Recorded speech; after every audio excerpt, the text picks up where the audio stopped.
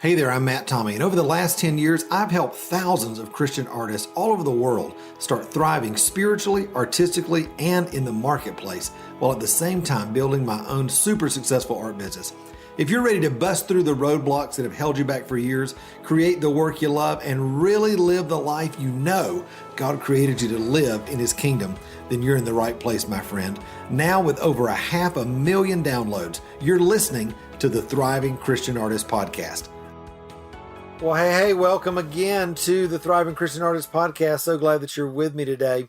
I've got a great friend of mine, Casey Corben, who's going to be with us on the show today, who's actually talking about a process he's developed called mind-based mood management.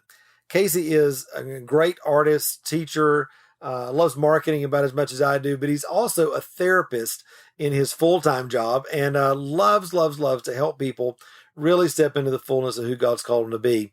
And this interview today is going to really do that. It's going to give you an easy methodology that Casey talks about in the interview to turn those stressful and fearful situations into an opportunity that God can use to bring growth and maturity in your life. Now, because this is a little bit more of a teaching episode as opposed to just an interview, we also did a blog article on my website. You can click over to that via the show notes and get all the details so you're not feeling like you have to scurry around and take a bunch of notes during this teaching. You can get all of that right at the blog. And again, you can just click onto that right through the link in the show notes. All right. Now, before we get started today, you know that I always love to give a shout out to my podcast listeners. And today's review on the podcast is over on Apple Podcasts. It's from James Devine. It's a 5-star review, which I really appreciate. And it says, Matt, great content. The Thriving Christian Artist always leaves me encouraged and motivated to continue with the work that God has called me to. Well, James, thanks a lot. That's my heart is to be that voice in your ear that's pushing you and prodding you and encouraging you along in everything that God's called you to. So it means the world to me that you're listening and that you take the time to review. So thanks for doing that. And guys, listen, if you're out there listening, you've not ever reviewed or subscribed to the podcast, please do that. Also, share that review with us on social media, whatever you're on. Just tag us at the Thriving Christian Artist. And when you do, we'll send you a freebie, my Sell Your Art and Make Money Quick PDF, which has 60 ideas that you can use right now, both online and offline, to start selling your art. I know it'll be a big blessing for you, and I hope that you'll pick that up today when you review or subscribe to the podcast. All right. Well, guys, I'm going to get out of the way. You're going to love this episode with Casey. All of his contact information is in the show notes. And like I said, you can get to the blog there as well with a little more detail. All right. Here's my friend, Casey Corben. Well, hey, my friend, I'm so glad that you're with me on the podcast today. I've got a really special guest, my friend, Casey Corben, who's here actually again. Casey, you are like one of the few people that have been on twice on the podcast. So welcome, brother. I feel very honored. Well, listen, I went and looked up right before we started this. I said, what was he on? And it was episode number 43. And so if you want to hear more of Casey's story as an artist and an influencer and a person that helps creatives in a lot of different ways, go check that out. But we're here talking about something a little different today. You put up a Facebook post the other day that caught my eye, and I was like, mind-based mood management. Casey, yes. What in the world? Now, you're not only an artist, but you're a counselor professionally. So for those, this is their first time getting to know you, just give us the snapshot. Who are you? Sure, yeah. My two worlds are art and therapy, and I even wrote a book on art therapy about 8 years ago and about doing it in group work with counselors. And so I also work with counselors to be able to help work with their clients using this process. And it's something I've developed over the last 20 years. I can't believe I've been a counselor for 20 years. You're going to need counseling after doing counseling for 20 years. Oh, trust me, I am a partaker of the services. Long ago, I heard one of my instructors, I think at least 20 years ago, said that every therapist needs a therapist, and I have kept that in mind. That's awesome. You know, there's a word that gets thrown around a lot today, mindfulness and this mind, body, spirit connection and that sort of thing. And I know for a lot of believers, they may have never heard that terminology. We talk in, Christian circles, as you know, a lot of times about renewing the mind and that sort of thing. But actually mindfulness is like an ancient Christian tradition. I mean, talk a little bit about that, because learning how to manage our emotions and align with the kingdom is central to what God has for us in our life, right? I totally agree with that. If you're listening and the word mindfulness or meditation or getting centered, if those are like trigger words for you that go, oh, that's what those other religions do, and it's not Right. what my religion does, then I'd really like to challenge you on that today. And I got challenged on it too, Matt, because I remember when I first found out, I used to think of the word mystics, when I Right. heard people talk about mystics, and I always associated that with witchcraft.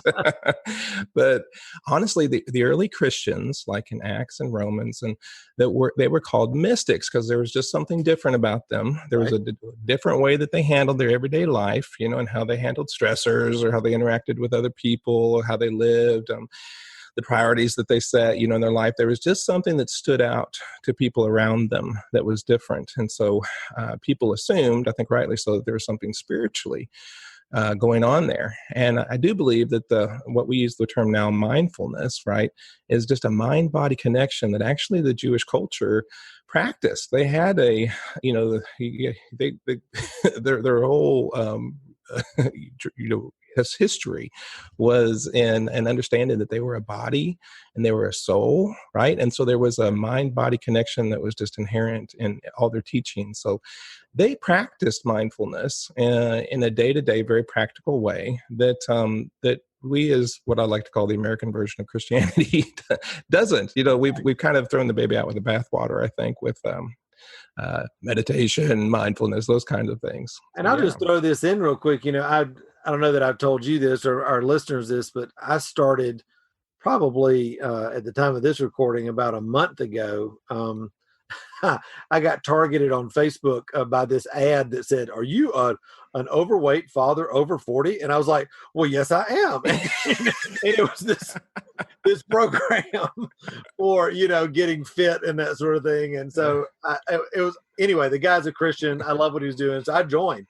And Awesome. so I've started, Tanya and I walking a couple miles a day and All eating right. healthier. And but I've been working out, 3-4 times a week, and I have been really taken back by the spiritual connection, deep sense of God's Ooh. presence Oh, and wow. that sort of thing as I am working out, and Mm. really engaging my body, mind, and spirit as I've got worship music playing on, as I'm out in the garage and I'm lifting weights and sweating like a hog and doing all that stuff. It's like, wow, there is this really deep connection when we bring it all together. And I think that holistic approach is really, that's God's best for us, isn't it? I do agree. Yeah. Yeah. The pulling it all together. Yeah. And, that's just an amazing thing that I think God has given us. God is triune, Father, Son, Holy Spirit. We're triune, body, Yeah. soul, and spirit. And we have to honor each one of those parts of us, I think, to achieve that balance. Yeah. That's great. Yeah, absolutely. Well, our listeners will know this, and this just because we've been friends a while. I'm super duper passionate about renewing the mind, and Hmm. that transformation in the Christian life happens, the Bible says, through the renewing of our mind. And you know, we all have I've come up with things over the years that have been really helpful for me and folks in the mentoring program. But I saw what you're doing with this mind-based mood management, and I love it that you have this 5-step really simple process that people can walk through in order to help themselves, my, I guess, how do you say, mind their mood. Yeah. you know, Get on you that know, mood. that's right. That's right. Really manage in a healthy way, not to stuff and not to Yeah. ignore. Quite the opposite of stuffing. Yeah. That's Yeah. right. So walk us through that. What's that about? Sure, sure. And it all starts with getting centered. So I'm going to use that word that again. I Yeah. apologize if it makes anybody uncomfortable, but honestly, it is something that we do. And to be honest with you, listener, you do it all the time. You just Right. may not realize it, right? So when you pause and you say to yourself, "Well, let me think," or "Let me catch my breath," or "Okay, calm down." That is you getting centered. That's you pulling yourself away from the stressor, getting to your identity of who you are, calming yourself down, and maybe you use other things, like maybe you just play a song, like Right. maybe a worship song. I know that have a worship song that's always just hot with me right now. I'm just playing it, 24/7, and then I go on to another song. But for whatever reason, that just pulls me into that space. Maybe when you're at church and your worship leader says things like, "Okay, everybody, get your mind off the stress of the week and let's focus on praising God now." Okay, well, that's a centering exercise. Maybe the pastor or somebody else says, "Okay, let's get our heart in praise and thanksgiving and gratitude, and let's thank God. Let's do that now in this place." And so that is those are all forms of being centered. And heck, even your watch will tell you to breathe nowadays, right? So it's just that almost silly reminder. Is let's get centered. So I'd like for everybody to get comfortable with that idea. And even I'm talking to a group of artists, and so think about what you do to get into the zone whenever you make art. Right. Whether or not you have like a formal thought process or a routine, or maybe it's just informal so that you kind of walk into your studio or you get your space ready. You notice next time your physiology and how it changes. And in that moment that maybe you walk in your studio or you begin, your body starts to change. And maybe at first your heart kind of races just a little bit and you get this tingly sensation across your chest, and maybe it's followed by a calm that's very powerful, and your awareness kind of shifts from inside your body to outside your body to your environment, almost like you're taking like a mental inventory of what's around you and all the possibilities that you could make stuff from all those supplies, right? And that might happen in like a fraction of a second, and it happens so quickly and so routinely and so habitually that you may not have even noticed it. And so part of mindfulness is just being aware of those automatic processes that take place and kind of celebrate them and enjoy them. And, so the 5 steps, it's going to sound really, boring when I share with you 5 steps, but I promise we're going to make sense of it. Okay. That's right. So let's say that you have an undesired emotional state. Okay. We call those bad emotions. I don't really think there is such a thing as a bad emotions, because God the Father displayed every emotion in the Old Testament. Jesus displayed every emotion in the New Testament, and they did not seem to qualify them or judge them as bad or good. And so I think there's still learning there too. But number one is just to accept that undesired emotional state, right?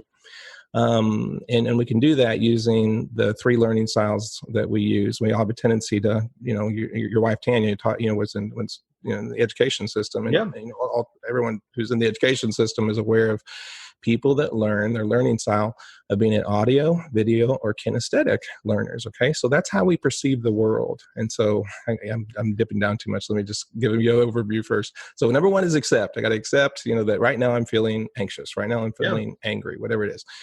Number 2 is to move that feeling outside of you while still accepting that it's yours. Now, this is very different than denial. We're trying to push something down, okay? Number 3 is that we're going to see the good in that bad emotion. And then number 4 is we're going to see some good in the worst possible outcome, whatever it is we're anxious about, for example. And then we're going to emerge kind of refreshed and energized. And so, we'll break those down here in just a second. But, Matt, I remember when I first joined your mentoring program, started over 2 years ago. Yeah. And I remember the affirmations that you do, like in the morning. I think I remember, if I remember the context, correct me, is that you walk through your garden outside and you're just saying these, positive affirmations. And boy, those are great. Okay. I'm so for affirmations and positive thinking. When we're dealing with a negative emotion, though, we got to be careful, because we don't want to just use affirmations, because affirmations can be a form of denial if we're not careful, right? Where we're just going, "Oh no, I'm not feeling this way. I'm feeling I'm feeling this other way." We're basically lying to ourselves. So it doesn't really work. It's kind of, I liken it to trying to hold a basketball underwater. It is going to pop up. It's going to come back up again. We can only, it takes a lot of effort to do that. And at some point, we're going to lose strength in the that negative state or that negative emotion that we're in denial about. It's going to pop back up. So a much better way of handling it is to accept the emotional state, is to accept that I'm feeling anxious. Maybe a scenario might be, let's say that, as an artist, you're trying to get into this gallery, and it's so important that you get into it, and it's time to make the call. it's almost like a sales call, right? Where you're calling the gallery and you want to, get into this gallery. And as you think about it and you think about how important it is, oh my gosh, anxiety just continues to well up with inside of you. That's right. And we're just like, if this doesn't go well, then, bedlam is going to take place in my life. And, we get into a lot of really crazy, thoughts about that. So we do want to change that emotion into a positive one. And probably everyone's done this before, is where you're feeling anxious about something and you can pretty easily switch that one over to excitement, right? Anxiety and excitement are very, very similar emotions. And so you probably have been successful, at doing that. And then when it's excitement instead of anxiety, you now have some energy and it actually can propel you, it can motivate you to do what you need to do. And so again, if we try to do this, with just without doing acceptance, then it's just a denial wall, and that's bad. Okay, we do not want to stay into denial. Let me pause right there because I think that's so big for people to realize. I remember when I was going through my own recovery, from dealing with having been sexually abused as a kid and just all the porn addiction and just wrong way of thinking. And I mean, that was years and years of walking through, that journey for me years ago. And I remember somebody talking me through that. And one of the things that I had never learned to do, and I think most Christians don't learn to do this because of religious baggage or whatever, is that when we have a negative emotion or a fear or something we're anxious about, we don't often take it to the Lord because that messes up our version of perfect. And, we're only supposed to think good thoughts. We're only supposed to be, but when I learned, hey, the worst thoughts that I have, the worst temptations that I have, the worst anxieties that I feel, take that lock, stock, and barrel to the Lord and lay it at his feet and get the truth, but part of that is accepting that I'm not a bad person. I've come to this. Maybe you could affirm or whatever. I'm not a bad person because I'm a bad person. I know, it's like I'm not a bad person because I'm feeling this way. That's right. Because the emotion of feeling a certain way is not does not describe or determine who I am. So I can take that to the Lord and I can own that feeling, knowing that, this is it's a realistic feeling. It may not be something I want to stay in. It may not be something that I want to be my reality, but it's something that I'm feeling right now. And I got to be able to give that to him and be honest with it in order to be able to move through it. Right. You've hit the key of acceptance. Acceptance is so powerful. It's that, all right now I am feeling this. I am being this. I am doing this. This is the acceptance of where I am right now. Do we stay that way? No. Right. It's all about accepting it first so that we can, now, in full acceptance, we can go forward. And when you're doing that, Matt, you are a man after God's own heart. When we think about King David, right? And how God called him a man after God's own heart. And if you read the Psalms, about every other chapter, David is shaking his finger at God. Yeah. He was real with him about everything. And I think that that's the model for us today, is I think some people, again, probably based in some religious thinking, is, instead of relationship, the true relationship is that if I'm mad at God, and sometimes I get mad at God, and I go to him and I say, God, I'm mad at you. This is just really, why? Why are you, you're doing this? Most of the time from that conversation, I don't really get an intellectually satisfying answer. He doesn't answer all my questions intellectually, but but if I'm being honest and transparent and open with him, and, I'm being with him, eventually I end up finding myself, curled up on his lap when he's holding me, so I get an emotionally satisfying answer. I may not get an intellectually satisfying answer at the times that, and that's another form of acceptance. He's infinite. Sure. I'm finite. I can't begin to understand, what's going on with Corona, what's going on, everything that's going on in our world, why did you allow this to happen? Right. We can go to God with those questions, particularly how they're affecting us at a deep personal level. And while, again, we may not get an answer, we might get his comfort. I know he wants to give us his peace. He wants to give us his, hope, about the future. Yeah. So we're talking about accepting this thing, then we're talking about moving outside of us so that we're realizing it doesn't define us. It's just something that we're feeling right now. And then you're talking about that this part is I think that this is where people get hung up. All right. And people are like, Casey, now are you for real? What number 3 and 4, you're like, see the good in the Yeah. bad emotion and also see the good in the worst possible outcome. Again, I have to kind of think of this like as detachment. Again, if this thing Mhm. happens, like the thing that I'm fearing, what does that say? Because usually, isn't this true? Usually we make up all these stories about if this happens, then this means this about me or Fear whatever. running rampant. Yeah. Yeah, yeah, it is crazy. Well, let's remember that, my go-to scripture for just about everything is Romans 8:28. And the NIV says, that God works for our good, right? And Mm, the Passion Translation says, God is working his plan to bringing good into our yeah, lives, right? yeah, And the message says it's working unto something good, right? And so, one, if you feel like you need permission to to see the good in something, there it is. All right, yeah, we are to do that, right? We know that he's going to bring something good, even out of the worst possible situations, and so it's okay to do that in that moment of our day that we're working through this. Shall I walk you through the process? Just kind of yeah. give you an Sure, example of sure, how it sure. works. Yeah, Okay, all right. Well, let's go back to the idea of you got to make that call to the sales gallery or the gallery, and it's kind of, I'll call it a sales call just for. And you notice that you're like not picking up the phone, and you're just not doing it right. You're supposed to do it yesterday, but you found so many excuses not to. right. And the anxiety, we want to now move that to something more productive, right? And so you just I'll just walk you through like the way that you might think this through. Sure. So you might say to yourself, I feel anxious about this sales call, and you breathe in and do a body scan. Just kind of start at the top of your head all the way down to your toes. Just be aware of your states in your body, right? I can talk more about that later if you like. And then you become aware of the fact, that you do feel this anxiety, and maybe you feel it kinesthetically. Most people feel it in their gut, but it can be anywhere in your body. Mhm. Is that I feel anxiety in my gut. I feel anxious. I feel anxiety, and I accept that this is my fear. I'm taking some ownership here. I can be afraid. I feel afraid of making this call and it going poorly and failing my family. And I feel my stomach tighten up even more as I say that. This is my fear. I accept that I feel afraid, and that's okay. People feel afraid sometimes. It's normal. I feel and even look at my fear. I see that fear slowly traveling over there in the corner of the room. More of the fear is draining out of me and moving over there, and I can see it outside of me over there, and it's okay. And I understand this fear better now. It's okay, and it has a good purpose. I control it. It doesn't control me. And I see the gift in the fear. I accept its energy and its motivation. The energy feels like love, love in action.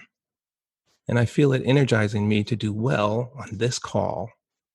It's really great. I feel more prepared now. And if the call doesn't go perfect, then I'll learn. And failure has value. I can fail. I will gain great learnings from failing. And there's nothing to be afraid of with failure. I actually love failing because it drives me to more success. I am more successful every day because of this energy and even failure and love. I feel good. Let's walk through that process if you don't mind. Okay, so we're going to apply Yeah. the 5 different steps. Okay, and let me speak into them a little bit more. So the number 1 is acceptance. We've talked quite a bit about that so far, right? And so we have to accept the reality. Number 2 is to move it outside of me. Now I did it in a visual way. If you're more kinesthetic or you're more audio, you can do it any kind of way. But what we're doing is we're disassociating that feeling from us. Now it's our feeling, right? We're in not denial. It's not somebody else's feeling. It's our feeling. And there's reasons for it, and we need to understand the reasons for that feeling. That's helpful, but we're not throwing the feelings out of our car, but we don't let it drive the Right, car either, right? right, right, right. And then we're going to see the good and the bad of emotions. So even the worst emotions, there's something good that can be pulled out of that. And we talked about Romans 8:28, and how God, the Father, and Jesus displays every emotion. There's nothing inherently wrong with emotion, and there is no sinful emotion either. There's only sinful actions that are based on emotions, right? Right. The result of, right, Yeah, right. that's exactly right. Yeah. And so we want to be careful about, the name it and claim it kind of, I think, some of that was not super great. And the whole idea of going into denial, and Right. about not confessing that I have this negative. No, let's confess it, let's accept it, and then let's deal with it. So we got to accept it first and then deal with it. the fourth step, again, is to find some good in the worst possible outcome. And we're going to call it out, and we're going to accept that good that's going to come out of that. Now, this, again, like you've highlighted, is a little bit tricky, particularly to, if you're doing this for the first time, but we're going to see that good in that emotional state. And then we're going to see some good in the object that is to be feared. So I like to play a game in my head I call worst case, best case scenario. And I say, what could happen? The gallery loves me, and they want more. I start selling millions of dollars in this gallery, right? What's worst case scenario? Well, they cuss me out. They think I'm no good, and you just go worst case scenario. The fear, the phone call just is terrible. I'm so embarrassed. I stutter over myself, whatever it might be. And they never ever want to do anything, with me again. You just go with worst case scenario, and you can kind of exaggerate it, almost like hyperbole, exaggeration to make a point. And we can, as we do this though, we might even find ourselves going into manifesting some of the symptoms of fight or flight. Heart racing, sweaty palms, short breath, and recognize that that's a setting that's within us. It's, it's a survival mode. God built that for good too, right? We're supposed to go into that mode if we're, a bear is chasing us in the woods, right. But probably not about a phone call, right? So this is not life or death. And so we need to go ahead and see it, in the theater of our mind, the worst possible thing that could happen. And then we also notice that at the end of that we're still breathing, that we're still alive, that we're okay. And that kind of reinforces within us that we can face this even if the worst thing happens. And we can even get to a place of acceptance that probably the worst thing's not going to happen, and probably the best thing's not going to happen, but it's going to be somewhere in the middle. And we can already be positioned to be able to accept whatever that is, somewhere in between. And then the fifth step is emerging refreshed. It's interesting. Out of all the voices that we hear, there is one voice that is more powerful than others, and it's your own. We listen to our own voice more than any other voice. And so you tell yourself that you're okay, that there's going to be some good that comes out of this. And this helps unfreeze you from that immobilizing fear and helps you to take more risks. And of course, when you take more risk, you get more rewards. And that's the 5-step process. Yeah.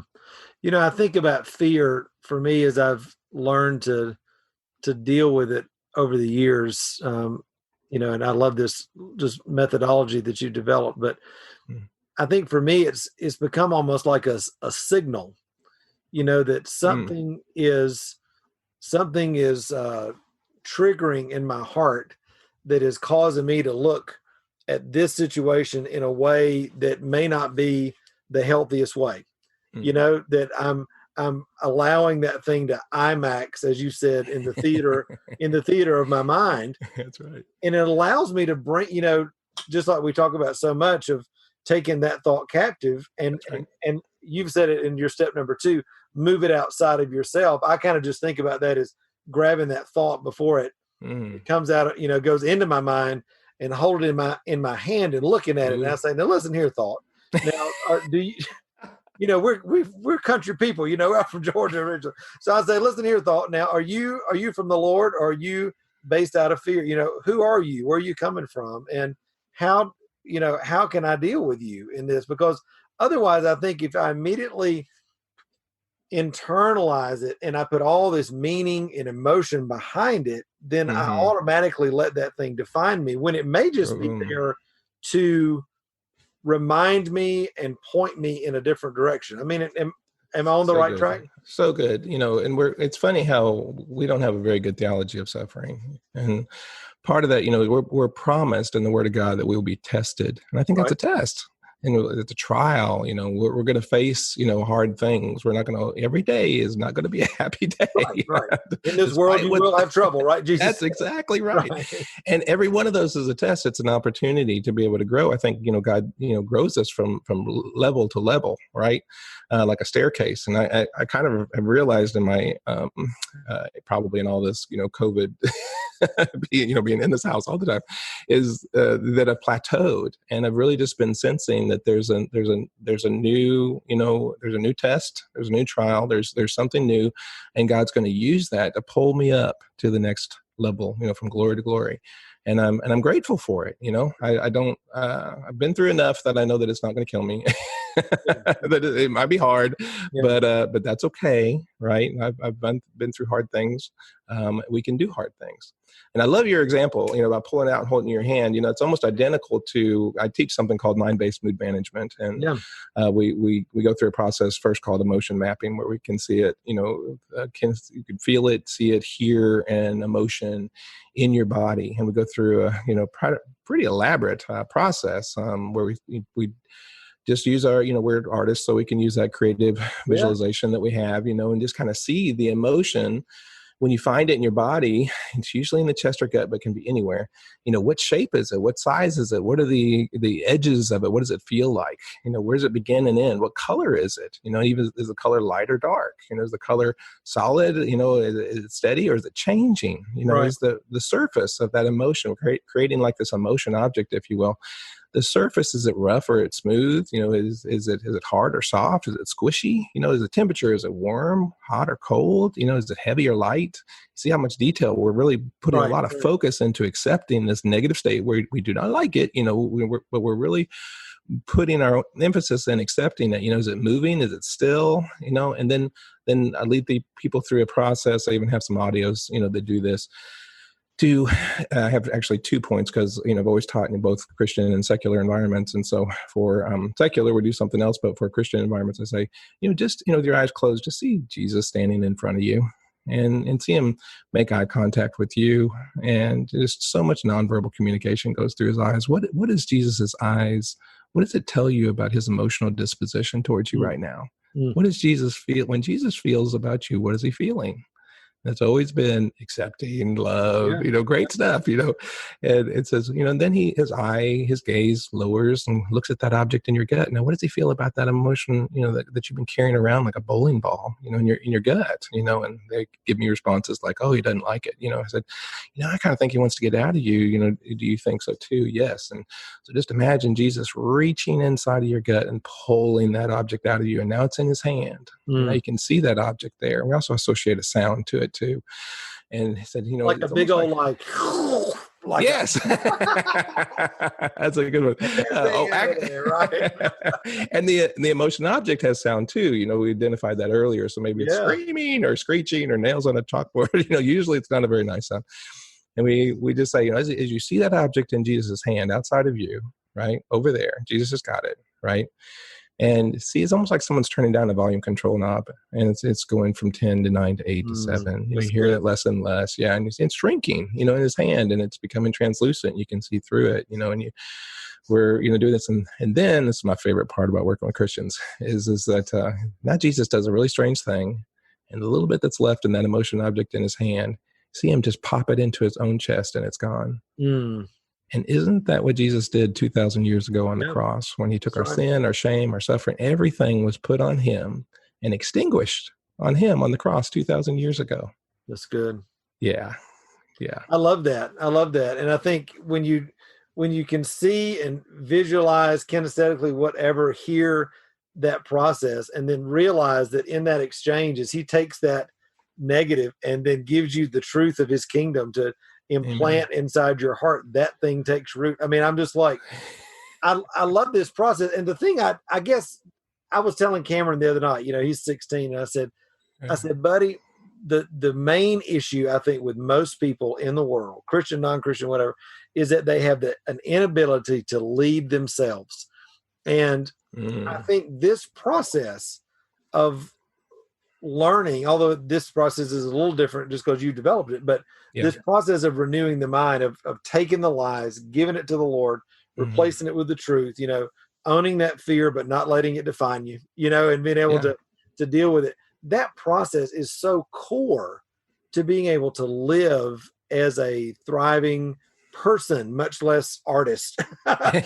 Just because we have stuff to deal with all the time, and unless you're learning to deal with this in a healthy way, you just can't. You can't continue going. So, Casey, I know people are going to want to continue the journey with you. Find out about mind-based mood management. Mind-based mood management.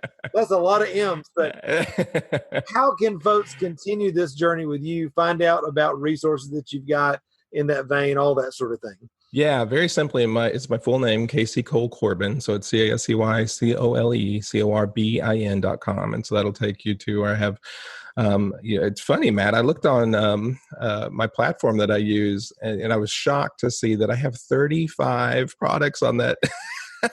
They're like, when did that happen? That's right. Just all of a sudden, I've got, it's courses and, things, that are helpful. And there's a wide variety of pricing in there. I try to always have, something extremely affordable, on there as well. So, you can definitely pick up some great stuff. I have a mind-based mood management primer set. And so it's 6 very short audios. And then there's the longer one that walks you through the emotion mapping and the mood management. And if I'd like to throw in one more thing, because when you started talking about replacing it, well, actually the next thing, reading my mind, man, is the next thing is that, it's Jesus is standing there and he's taken away, the old thing is that, I have the person kind of ask Jesus for a supernatural emotion, like peace, love, joy, hope. That's right. Forgiveness, grace, mercy, right? Whatever they need, we say, what do you need from him, right? And it's peace, and it's okay, well, he just hold out his hand and a ball of peace just appears there. And we go through a similar process. What color is the peace, right? And it's very, very bright, and so, and we'll walk through that a little bit. And I say, if you're willing, just allow Jesus to reach down and put it right into that place where that old negative emotion was and let it fill that area. And it fills and it grows and it fills it up so tight that there's just no room for it to come back. And then they, go through a more elaborate, way of sensing and feeling and connecting to God's peace. And then we can do the same with love. We can do the same with joy, same with hope, etc. So, we want to replace that. It's very much like I hear you talking about in your teaching, is that we're going to take out the false belief and we're going to put in the truth. Yeah, absolutely. As we wrap up today, talk about briefly when somebody might need help along the journey more than just picking up a book and walking through a process. When would you think that somebody needs to have the services of a counselor, a therapist? When is that most beneficial? And is there a tipping point where, that really is important for somebody? And how might somebody that's listening today be able to determine that in their own life? Yeah, let me first off by admitting that it is therapy is a wholly unnatural process. I think I said this in our first podcast a year ago, right? Is that, it's so weird that you typically come into a room and someone you haven't met before and you tell them their life history and then some secrets, and so it's possible that they know more about you than anybody else on the planet, so that's really weird, right? And I get that. And I see your point. And when do I need to cross that line? Well, let me just say that, and this is almost dissing my profession, is that I think if the body of Christ acted the way that we were supposed to, we wouldn't need counselors. All right.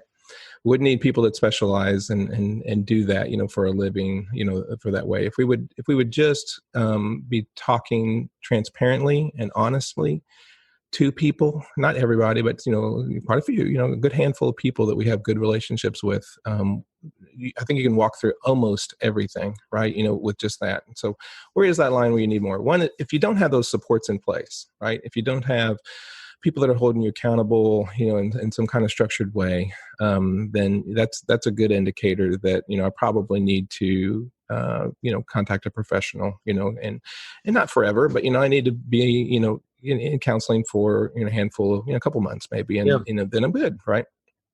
For most things. It's when, we, in my profession, we call things disorders. Right. And so you have an anxiety disorder, you have a depression disorder. Right. And what does that mean? It means that now that the presence of everybody gets anxious, everybody gets depressed. Right. But when it brings a lack of order to our life, it's now interfering with our day to day, then we know that we probably need some help with that. We need to go the extra mile. Right. I had 2 people contact me today, and I have an online Google form that people go through a process of helps them with exactly answer that question. It's kind of a screen in, screen out of, whether or not we'd be a good fit to work together. And sometimes I'm not, sometimes I'm like, okay, let me refer you to somebody else because I don't think that I'm a good fit, for you. But it's an educational, ask some pretty powerful questions. It kind of sets some pretty strict, standards, on our therapeutic relationship, as far as what we're going to do, what we're not going to do.